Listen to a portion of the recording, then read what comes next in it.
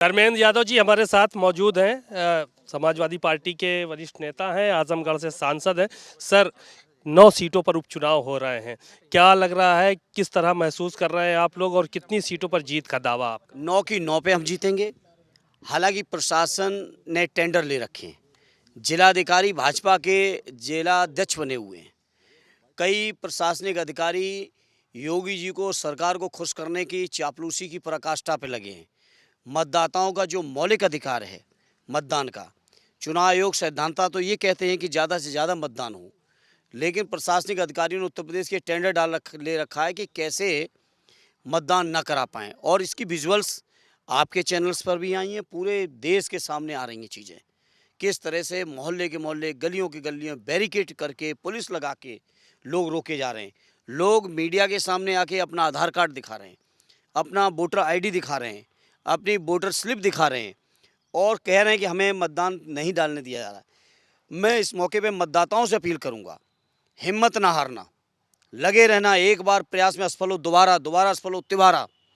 और जब तक अपना मतदान न कर लो, क्योंकि मतदान ये केवल आपके व्यक्तिगत नहीं, ये पूरे देश और प्रदेश को बचाने के लिए मतदान करना है।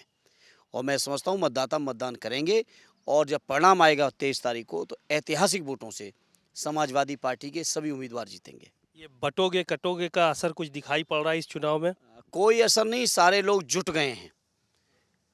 पीडीए के साथ जुड़ गए हैं, समाजवादी पार्टी के साथ जुड़ गए हैं, आदरणीय अखिलेश यादव जी के साथ जुड़ गए हैं, अपने हक और अधिकार के लिए जुड़ गए हैं। क्योंकि बीजेपी की चाहे दिल्ली की सत्ता हो, चाहे लखनऊ की सत्ता हो, इन्होंने बद से बदतर हालत कर दी देश के पिछड़ों की, देश के हमारे दलित भाइयों की, देश के हमारे मुसलमान भाइयों के खिलाफ तो जितनी नफरत फैला सकते हैं, आखिर ये नारा उन्हीं के तो खिलाफ दे रहे हैं। लेकिन ये एहसास नहीं है बीजेपी को, जिन हमारे मुसलमान भाइयों के खिलाफ नारे देने का आप प्रयास कर रहे हो, उनके साथ पूरा दलित समाज, पूरा पिछड़ा समाज, पूरा पीडीए चट्टान की तरह खड़ा है। बीजेपी की इन बातों से कोई फ़र्क नहीं पड़ने जा रहा है। बीजेपी के लोग जवाब दें कि किसानों की आमदनी दूनी क्यों नहीं हुई। बीजेपी के लोग इस बात का जवाब दें कि आखिर उनका जो नौजवानों को रोज़गार देना चाहिए था वो कहाँ गया।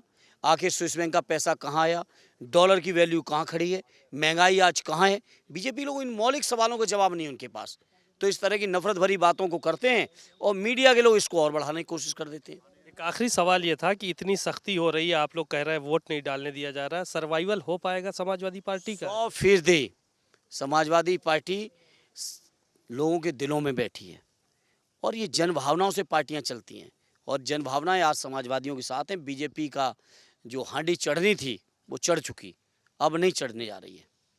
बड़ी संख्या में जीतेंगे। ऐतिहासिक जीत होगी। शुक्रिया।